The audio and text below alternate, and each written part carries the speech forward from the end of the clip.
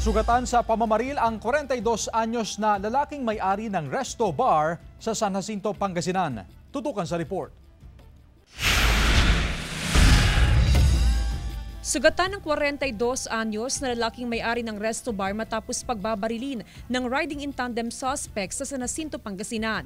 Mag-alas 4 ng madaling araw kanina na mangyari ang krimen. Kadarating lang ng biktima dito sa lugar para sunduin ang kanyang misis na may-ari ng Resto Bar. Wala pang isang minuto nang dumating ang mga suspect at pinagbabaril ang biktima. Bigla na lang umalingaw yung putok 6 na beses. Kaya nagising ako.